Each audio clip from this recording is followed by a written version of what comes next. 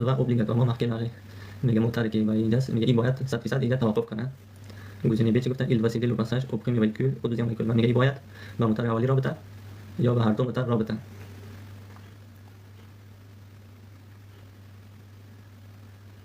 بله دوستان، قسمی که معلوم میشه سوال هم بهتون فهمیدین، بسیاری جواب درست است. پس گزینه A. شما این خط چی بود؟ در مشابه که من درباره خط توضیح دادم، این خط برام چی میگفتن؟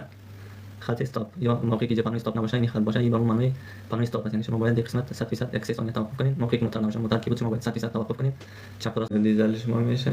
بله نه خیر.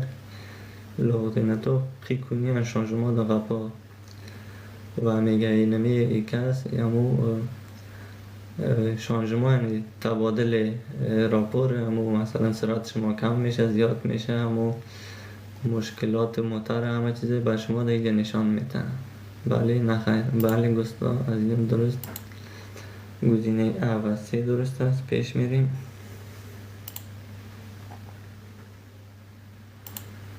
Je suis bien placé. Réponse A. Je me place sur la voie de droite. Réponse B. Je suis bien placé میگه من در موقعیت خوب قرار دارم، در سرک درست قرار دارم. Je me place sur la voie de droite، یا که میگه من در سرک راست باید بیایم.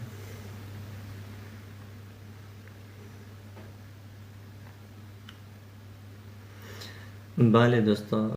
Probatoire, j'ai perdu l'intégralité de mes points. Je dois repasser l'examen théorique seulement. Réponse A.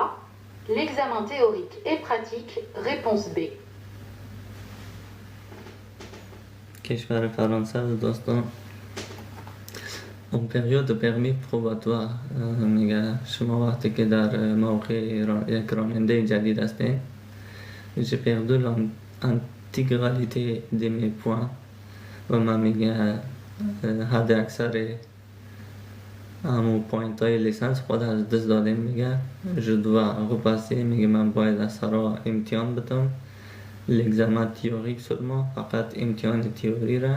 l'examen théorique et pratique، یا که همون امتحان عملی و تئوری را هر دوش اثر باید بگیرم. بله دوستا، خود فرمی 12 پوینت می داشته باشم و اگر احیانا شما سرک راست باید بیایم.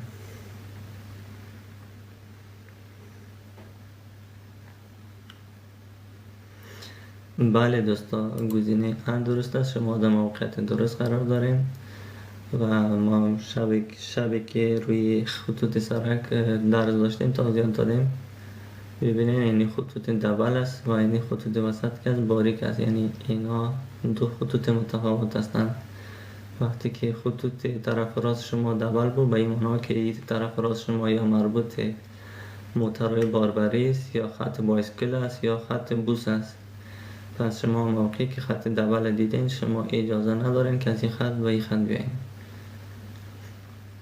پس گزینه A درست بود. پیش میریم.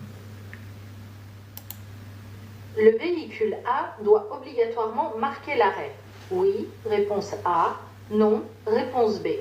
Il doit céder le passage au premier véhicule. علیک سلام دوستا، علیک سلام.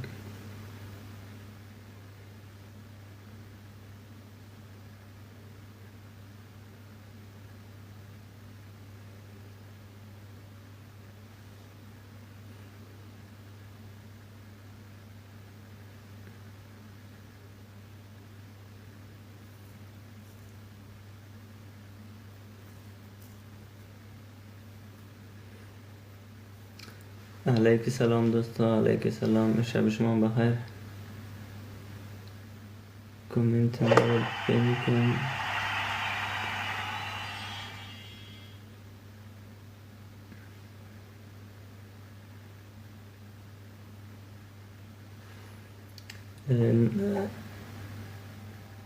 کامنت ما رو پین کن. منظورتان نفهمیدم دوستا.